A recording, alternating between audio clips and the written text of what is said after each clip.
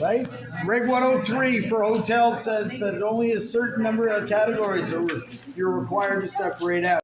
Now, when you get to the offices and you get to like different areas, paper cups get to be a real problem.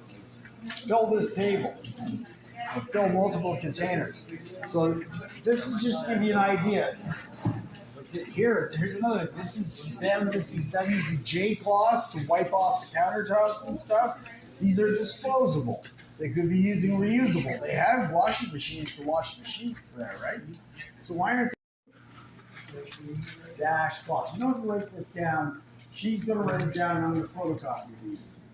Okay? Just to make it easier, I'm giving you the sheets sort of to follow what we're doing.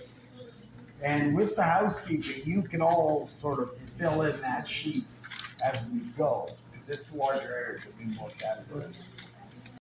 So they're giving out individual containers. These are non-recyclable, disposable. And a lot of times you're going to find a lot of them that haven't been used, right?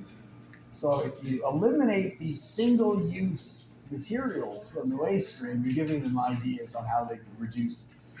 You would eliminate this, right? Because the larger pump container that you get would be or should be in the recycling bag. So this is a waste material that can be eliminated. Likewise with the butter, you can eliminate that. You eliminate the coffee cups, and suddenly this pile gets half the size. Okay, now I'm going to weigh it. You can think you can prepare for any audit, put a whole list of categories on there, and that's not, you're going to miss some.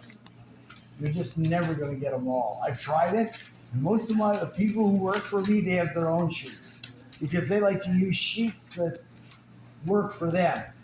Whether some like to put the bottles and cans and them all in the top corner, some people like to put in the process waste in another part of your spreadsheets and so forth.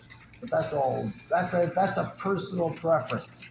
Ultimately, when you format for the report, that's why I gave that assignment out in Excel, and we'll work on that in the labs next week. Because based on the data that we have, what categories do we need and which ones are we going to omit? Like which categories give us information and which ones don't? Okay, so I'm going to use a laptop. I brought my laptop. I was going to give what I need to try and keep up on the data. It really slows your job down. A lot of my competitors also will bring a laptop, and I've spoken to them at bars and at conferences. They do the same thing as I do. Set it up, makes the client feel better. They see a computer that makes it look a little bit more scientific. But ultimately, we don't use it because it slows everything down. Because once I get going, I can start chucking into this container real fast. Okay, that's point one. A lot of these are easy. That's too big. Zero in? Okay, now the paper towels, if you look at those paper towels, you'll notice they're all soaking. Yeah. This is all, like usually what I used to do in the past is I put this all under food packaging. You can't really get away with that. Okay. Oil bags and Jake. Those. More foil too. People love shoving things in the bottom of the yogurt.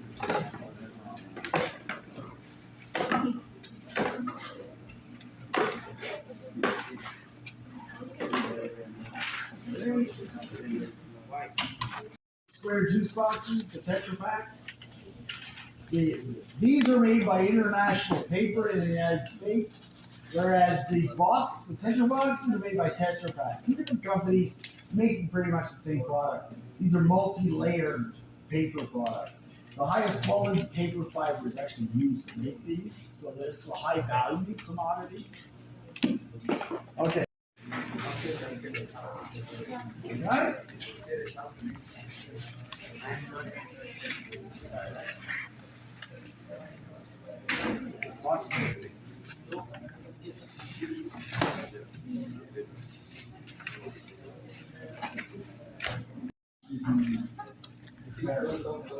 You write it in. I don't guess. You just write it in. See, eventually that's what it comes down to. Everyone.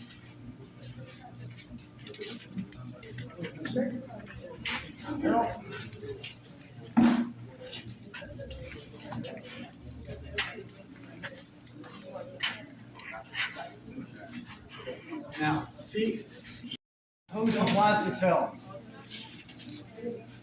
The plastic films are contaminated, whereas this is clean. Okay? So you're going to be comparing. That's something we'll do afterwards. It's plastic food, like how we present the data is going to be done afterwards. There's not enough time or to do it. These decisions like never do it. And that's it. There's a bit of paper towel, and it doesn't even register.